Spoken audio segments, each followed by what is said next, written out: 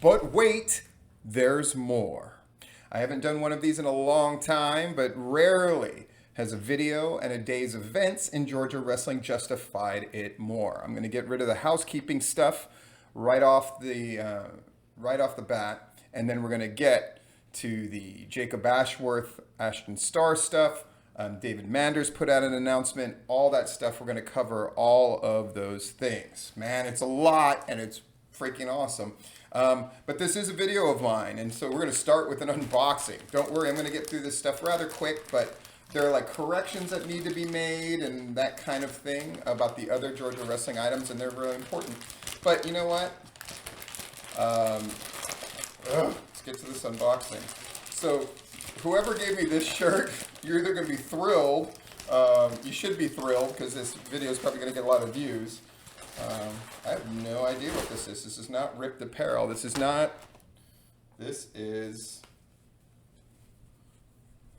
what? The hierarchy? The hierarchy sent me a shirt. Oh my God, did they put a note in? Please say there's a note. That is nuts. Atlanta Wrestling Entertainment. Dude, if that isn't further proof that the world of Georgia wrestling isn't completely on its head. Let's get to the news items before we get to the Jacob Ashworth stuff. So NCW, somebody did give me a crowd count. I got a hierarchy shirt. Who'd have ever thought? So crazy. What a crazy day. This makes it even crazier. NCW got 30. Now, the point of that show isn't how many they draw. But, Josh and Murder, assuming that they're the promoters of this thing as well as running it, they're going to have to get out there and they're going to have to get people in the building. But as I said, even with my masquerade shows, I talked about that in a Patreon video. You got to start somewhere, and 30 is someplace to start. So hopefully it'll get bigger and better from there. I think they're going to do shows once a month. They can correct me if I'm wrong. Bill Behrens did serve as NWA president. That was a correction that was made as well. I thought that he never had been, that I thought he had been screwed out of it by Howard Brody and other people. But apparently at one point Bill had served as the NWA president. And I still contend that they should use Bill Behrens in an ever-expanding role. Some people have said, like, look how many views they got. They're obviously doing it right, which I always think is a terrible, terrible response to things. You can always do better. And until the NWA is monetized and turning a huge profit, and they're considered one of the bigs, the idea that that what they're doing is perfect is absolutely asinine. But we got to talk about Jacob Ashworth. We got to talk about Ashton Starr. So I'm sure most of the people watching this know about it, but I'm just going to throw it out there real quick, sum up the story real fast. Jacob Ashworth put a meme up on his Facebook page, basically saying, stop pushing a certain agenda to the kids or whatever. Stop pushing a gay agenda to the children. And then Ashton Starr responded. And Ashton Starr shared it, and it caused this big blow up of different people responding. Some people defending Jacob Ashworth, some people not, most people not. We're going to talk about that more in depth. But it culminated with, apparently, what had happened was, obviously it couldn't go unanswered because Jacob said a couple of things, especially before he started blocking different people in the world. He's like, it's just about protecting kids. That's what this thing was really about. And but then he had some really harsh things to say, which implied very strongly that he certainly did seem to have a problem with gay people. That's abundantly clear, and anybody who tries to argue otherwise, I think it's just asinine. I saw a couple people there trying to defend it, and Southern Fried at first kind of put out a thing saying, "Oh, Jacob's opinions are not ours," that kind of thing. Then the timeline goes. Obviously, Todd's freaking out. Who wouldn't be? And they have to decide what to do, and they're still not 100% sure. But then Manders gets on the phone with Jacob. This is from multiple sources. Manders gets on the phone with Jacob, and of course he's not happy with Jacob, but the attitude is more, as straight white guys, that we have to keep our opinions to ourselves. That was more the message that was given to Jacob, allegedly. And Jacob, almost immediately after getting that call, I thought it was a while after, but no, apparently it was almost immediately after getting off the phone with Manders. Apparently that was the straw that broke Jacob's fragile mind. And he went on this crazy rant. And then I got messages from a number of people where he had sort of threatened people on Facebook message and all this kind of stuff. But Jacob just goes on this rant, I don't give a fuck, and blah, blah, blah, blah, blah. And he swears and he cusses up a storm. And apparently his wish was granted because David Manders then put out an announcement that, Jacob Ashworth forfeited the title, basically. They got the title back in hand, so none of those kind of shenanigans could happen. And Jacob Ashworth was not only not the champion anymore, that he was not on the roster anymore. And that's where we are now. So there's a lot to unpack, as the kids say. But even if you took everything Jacob Ashworth was saying at face value, when he was at his most defensive, his basic thing boiled down to, when he tried to defend himself, was, I was just trying to protect kids from a gay agenda. And What? I am a child, and I was staying less than 50 feet away from you, and I heard the words gay and agenda used consecutively.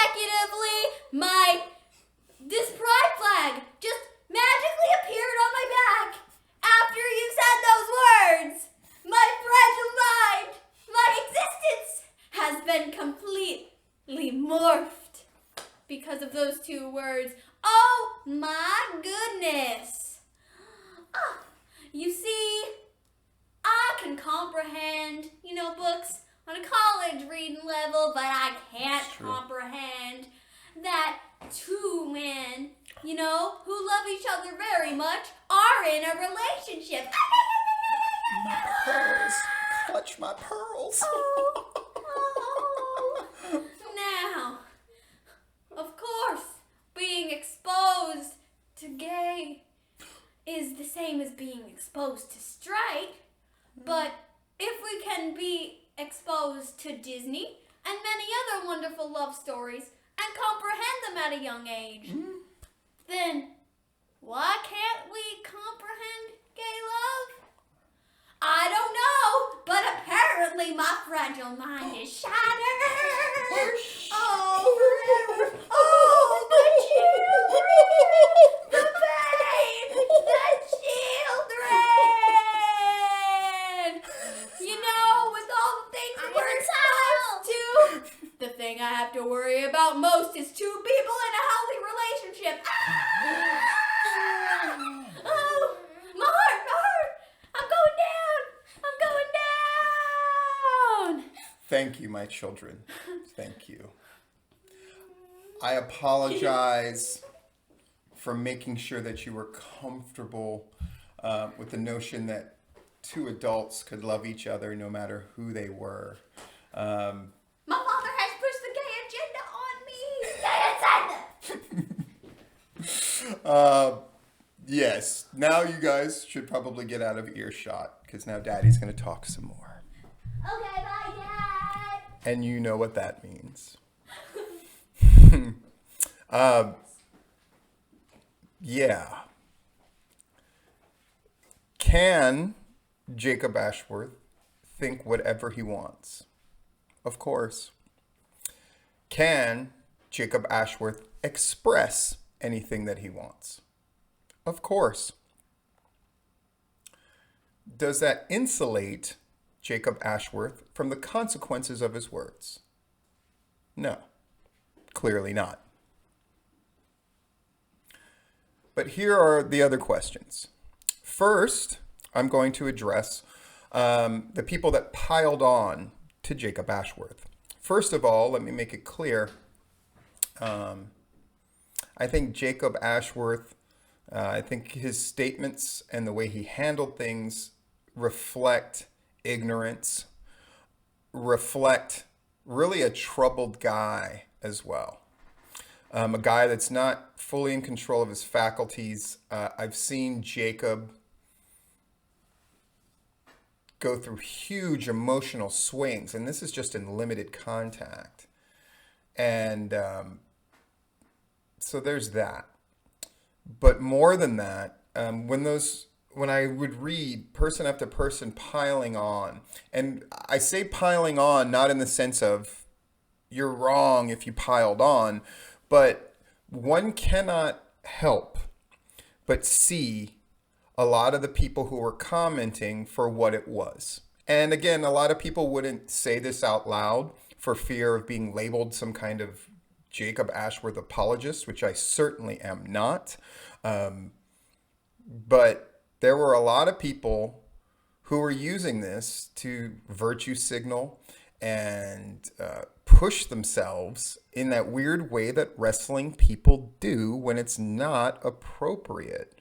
A bunch of slack-jawed frickin' shitbird nobodies who were using this as an excuse to declare themselves holier than thou. And that was sickening. Then you had people like, of course, the usual suspects. There's never a disaster or a controversy where Nick isn't going to jump in and put himself over immediately and put it out there that he was bi and started blaming the world. And again, Larry has no problems covering any of this. I do want to address this notion that Georgia wrestling history somehow endorsed Jacob Ashworth or allowed it. I don't think I need to go back to the video where Jacob Ashworth won the championship at Southern Fried. And who's the person who called out publicly the fact that he wore that Confederate flag shit and that was problematic? I did. Spike of the football. Who called out the Jacob Ashworth stuff by name specifically and advised him clearly to shut the fuck up? I did.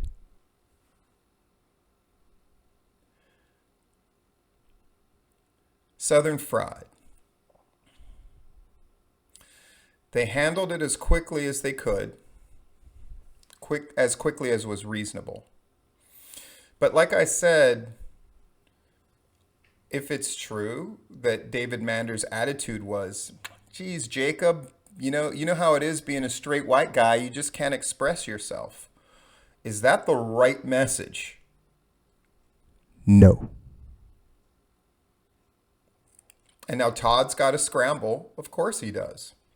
And the temptation is going to be that whatever they cobble together for their next show, that of course they're going to want to move the focus on Todd's a genius for covering all of this up. And of course he and Manders have to get together, and now they have to deal with this very bad situation from their wrestling promotion standpoint.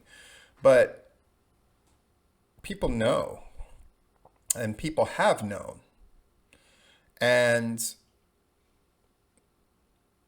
the environment where Jacob, you know what he got for wearing a divisive rebel flag stuff all over himself? What did I say? I said, I can't make assumptions about Southern Fried's fan base, though a lot of people are making very negative assumptions, which is most of them probably feel like Jacob does. I don't know if that's true. I do know that many, if not most, if not nearly all of the people who are in that locker room with Jacob don't feel the same way. And that's problem enough. Their top babyface, who I've declared on more than one occasion, was the most over babyface for a major promotion in Georgia, and I'm right. But every misstep or every troubling sign, that's one thing I will agree with seeing Nick, that there were troubling signs.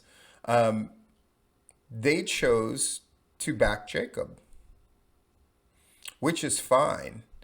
But now you got to eat shit for doing it. What a difference a week makes. I've said that every week for the last 2 months, and I'm saying it again.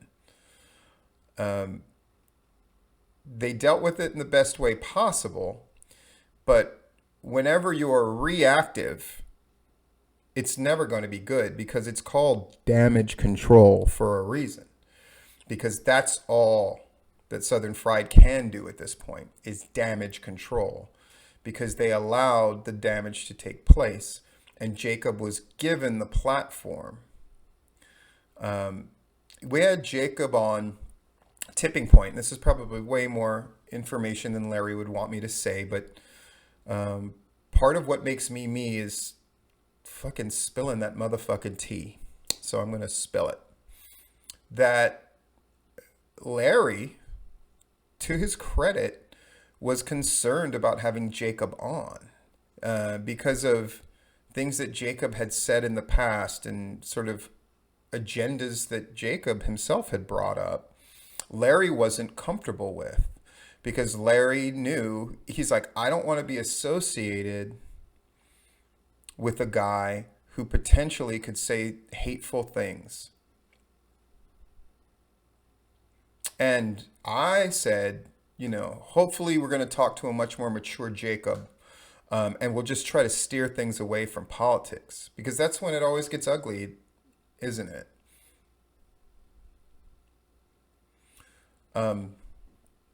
I said in the full disclosure videos, hopefully this is a sign of good things, in the sense that thinking like Jacob Ashworth, saying the things that he said and the kind of vitriol and hate that he had in saying it. And he made that video after he got off the phone with Manders. So whatever his discussion was with David Manders certainly did not inspire him to check himself. If anything else, Jacob probably saw it as they're trying to shut me up too, but they didn't try to shut him up because what he was saying was wrong. They were trying to shut him up because, my God, as a proud, straight, white male, we don't have a voice, Jacob. That was the message from Southern Fried. And that's been the message from Southern Fried. Am I wrong? I'm not. And so Jacob Ashworth did what he did. And again, you can have your opinions. You can state them publicly. But when you have that kind of, it's a cliche, but it's what's in your heart. And we saw what was in Jacob's heart, which is rage and resentment. And it's a microcosm of the country. And Ashton Starr also put out a video that was very calm and reasoned and rational. And Jacob's was full of vitriol. And no matter what he says on the surface, I'm just worried about the kids' agenda. And people who try to defend that fucking should be ashamed of yourself. So the idea of a gay lifestyle shouldn't be presented to kids because it's something bad and dirty.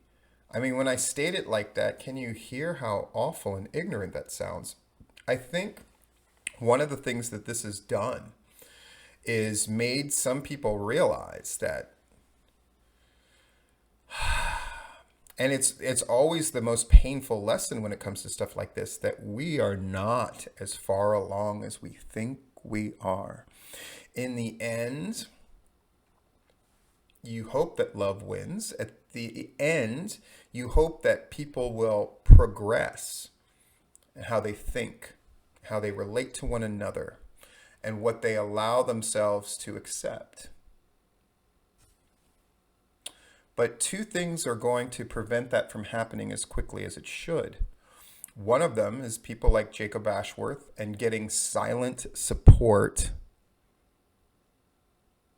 from groups like Southern Fried until it becomes untenable. I think we all have to do a better job of uncovering things and calling them out and recognizing things for what they are much faster. But the other part is people virtue signaling for the almost exclusive purpose of, in wrestling parlance, putting themselves over. It's a bad look. You're not helping.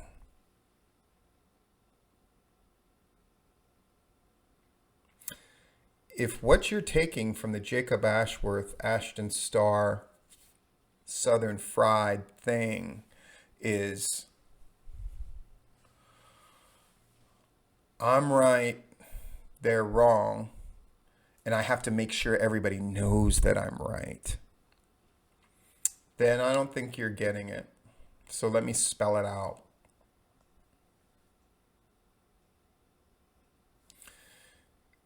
If your primary takeaway from the whole thing is selfishly what you can acquire and how other people perceive you, then you are the problem. Whether you're on team free speech, even if you're being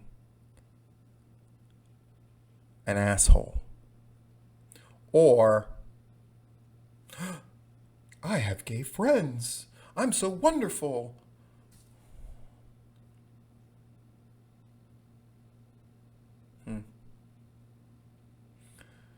It's a great lesson. What's the takeaway for Southern Fried? I bet you they'll be a little more careful in the future. That's one thing. And the other is, it's a funny thing, this wrestling business, that as maddening as it is, as much as people hate aspects of it and the people who are involved in it from time to time, if not always, and it's a business based on fantasy and its foundation is based on lies. But what's great about it is, in the midst of all that bric-a-brac and turmoil and stuff that's an illusion and masks and people putting on fronts, especially in public, ultimately, to those people that see clearly, it is the ultimate truth revealer. If you are a racist piece of shit, it's going to come out. If you are homophobic or intolerant, you run this thing long enough and it's going to come out. You can't hide it.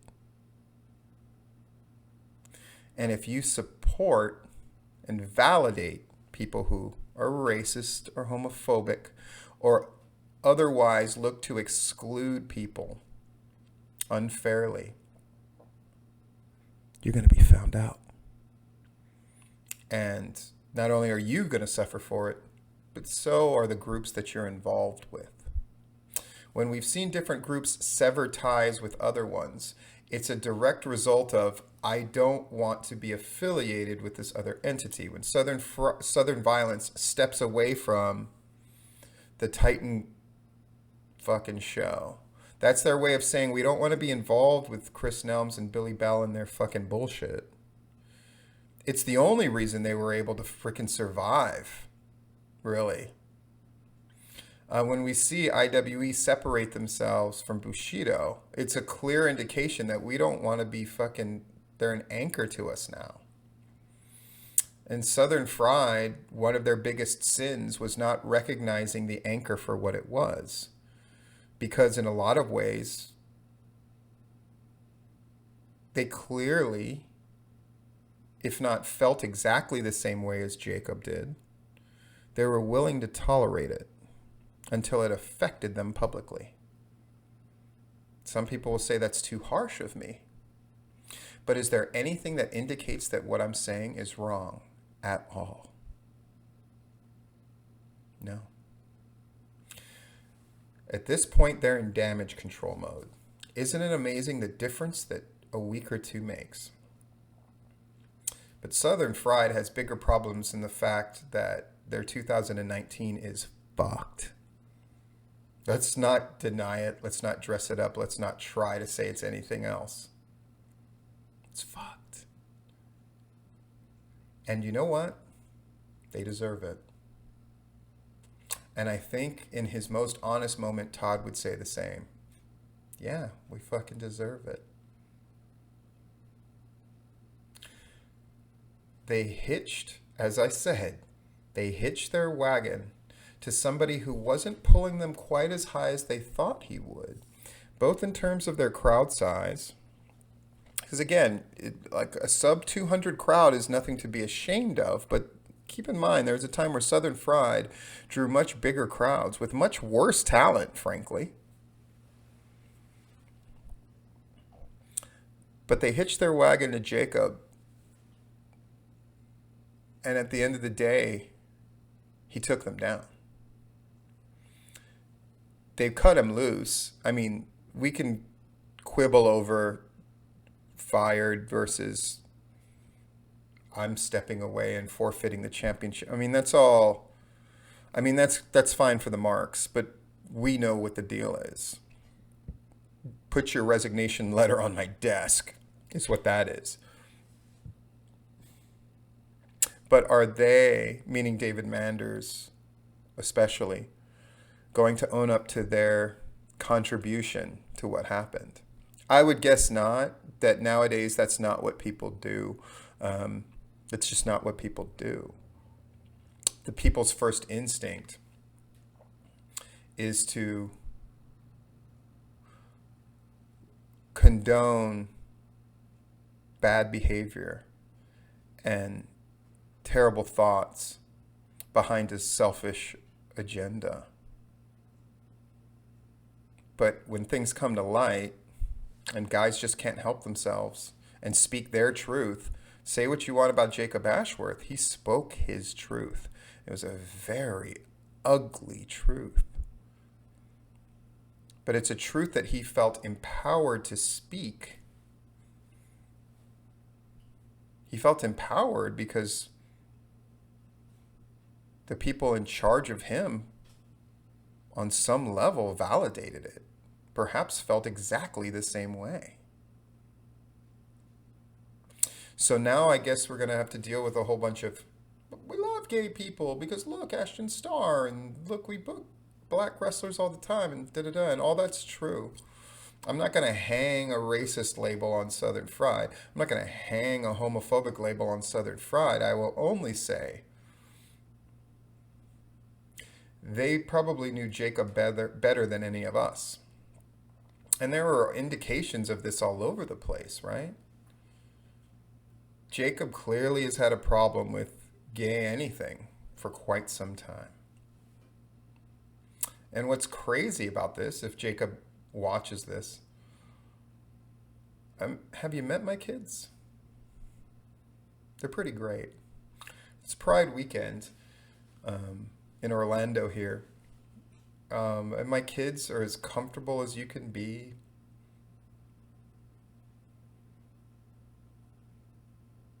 They skipped grades.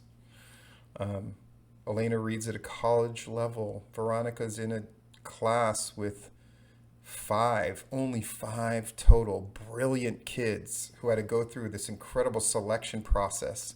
And she's the only third grader, and the others are fourth and fifth graders. They're smart, brilliant, funny, well-learned, compassionate, loving, athletic, outgoing kids.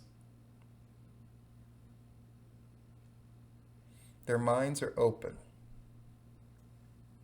Their hearts are open. And isn't that the way that we're supposed to be? Isn't that ultimately the agenda we're supposed to push? Is one of love instead of hate. Straight, white males, do you have a voice in professional wrestling? I would say so. As a last thing, a reminder, and anybody that I've trained has heard me say this before. Consider this a mini pro wrestler's handbook. Folks, hate to break it to you, there is nothing gayer than pro wrestling. Have you missed the meetings?